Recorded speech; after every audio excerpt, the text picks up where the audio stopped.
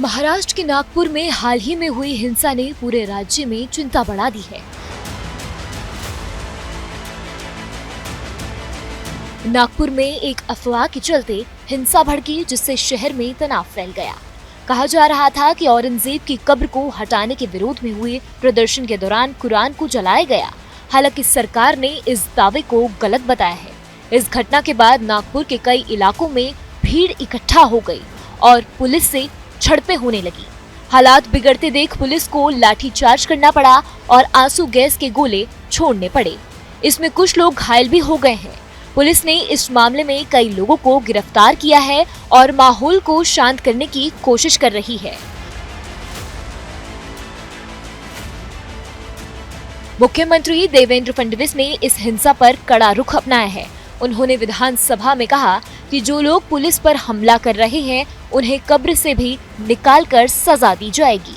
उन्होंने ये भी साफ किया है कि कुरान जलाने की कोई घटना नहीं हुई थी और यह सिर्फ अफवाह जानबूझकर फैलाई गई थी ताकि माहौल बिगाड़ सके। नागपुर हिंसा पर महाराष्ट्र के सीएम देवेंद्र फडणवीस ने कहा कि आज मैंने पुलिस अधिकारियों के साथ नागपुर में हुई घटना की समीक्षा की है। इस पूरे घटनाक्रम की ओर से की गई कार्रवाई की भी समीक्षा की गई है।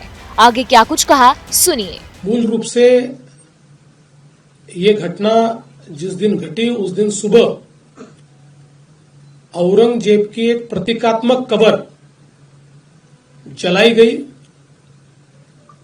और उसको जलाने के बाद कुछ लोगों ने उसके बारे में कंप्लेंट भी की। पुलिस ने नियम के अनुसार उस कंप्लेंट को एंटरटेन भी किया, लेकिन बाद में कुछ लोगों ने सोशल मीडिया का उपयोग करते हुए पॉडकास्ट और पोस्ट के माध्यम से ये औरंगजेब की प्रतीकात्मक कब्र नहीं जलाई गई तो इस पर दरगाह की चादर लगाई थी और उसमें कुरान की आयतें लिखी हुई थी, उसको जलाया गया। इस प्रकार का एक झूठा प्रचार किया और लोगों की भावनाओं को भड़काने का काम किया। शाम के समय नागपुर के कुछ इलाकों में लोग जमा हुए और दंगइयों ने पत्थरबाजी की, गाड़ियों को तोड़ा, दुकानों पर हमला किया और बड़े पैमाने पर नुकसान करने का काम किया। पुलिस ने भी अच्छी कार्रवाई की। 4, साढ़े 4, 5 घंटे में पुलिस ने इस पर पूरा काबू लाया।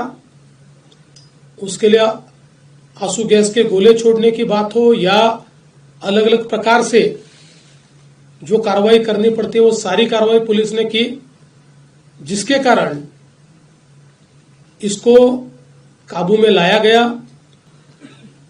ये भी तय हुआ है कि ये जितना नुकसान दंगइयों ने किया है इसका पूरा हिसाब निकाला जाएगा और ये पूरा नुकसान उनसे वसूल किया जाएगा और अगर वो नुकसान के पैसे नहीं भरते हैं तो उनकी प्रॉपर्टी को बेचकर ये नुकसान भरपाई की जाएगी। किसी भी हालत में इस प्रकार से किसी को दंगा करके दूसरे को नुकसान पहुंचाने की इजाजत नहीं दी जाएगी।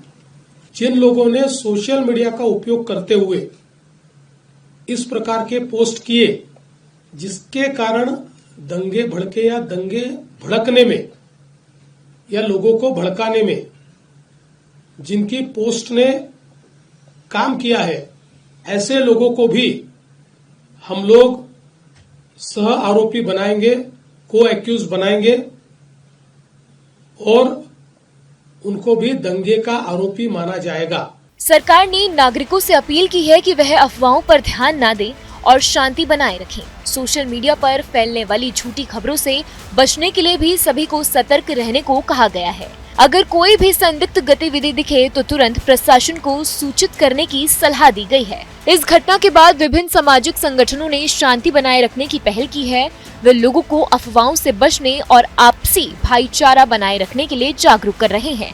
सरकार, पुलिस और नागरिकों को मिलकर इस घटना का सामना करना होगा ताकि राज्य में फिर से शांति और स्थिरता आ जाए।